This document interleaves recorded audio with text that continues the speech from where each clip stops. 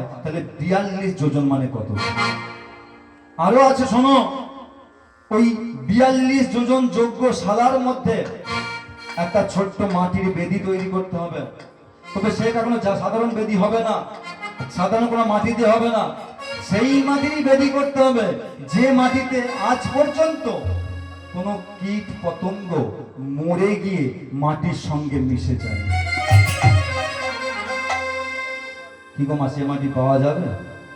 এমন মাটি আছে পৃথিবীতে যে মাটিতে এখনো পর্যন্ত কোনো কীট কোনো প্রাণী মরে গিয়ে মিশে যায়নি? সে মাটি আছে কোথায়? সে মাটি আছে বৃন্দাবনে। ব্রজের রজ, যেটা কিনা সমস্ত বৈষ্ণব জগৎ তিলক সেবা করে থাকে, ওই হলো সেই মাটি, গোপীচন্দন যাকে বলা হয়। বলে গুরুদেব আমি এনে দেবো, আর কি আছে বলুন না। বলে যজ্ঞ করতে গেলে কাঠ লাগবে, কাঠ। বলে আছে তো, রাস্তা ধারে এত বাউলা গাছ আছে, বাউলা গাছ কেটে দেবো। বলে বাউলা গাছে হবে না, চন্দন কাঠ লাগবে। বলে দিয়ে দেবো, চন্দন কাঠও আছে, কিন্তু চন্দন কাঠ কোনো সাধারণ চন্দন কাঠ হবে না, সেই চন্দন গাছেরই কাঠটা লাগবে যে গাছে আজ পর্যন্ত কোনো পাখি কোনো পক্ষী বসে মলমূত্র ত্যাগ করে না। আচ্ছা এমন কোন চন্দন কাঠ আছে কি? এমন কোন চন্দন কাঠ আছে? বলছে আমি জোগাড় করে দেবো। আর কি লাগবে বলো, আর কি লাগবে বলো? বলে ওই যে এবার বলা শুরু করেছিলাম, তুমি আমাকে আটকে দিলে। বলে কি? পঞ্চশস্য পঞ্চরত্ন আনতে রাশি রাশি,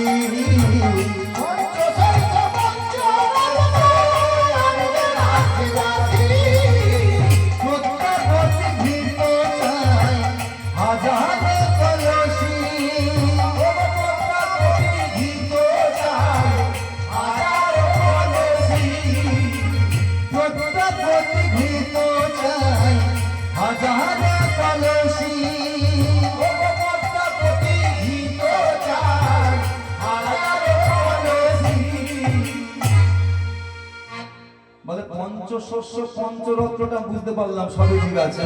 প্রত্যাপতি গীতটা কি? ভক্তিমতী মা বাবা প্রত্যাপতি গীতটা কি?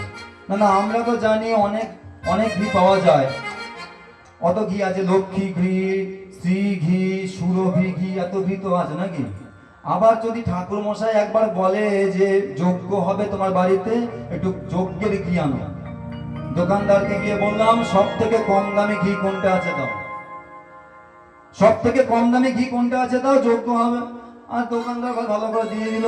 হ্যাঁ, এদিকে তো 60 টাকা শ, মানে 600 টাকা কেজি, আর যেটা যজ্ঞ হবে সেটা হলো 10 টাকা শ, মানে 100 টাকা কেজি।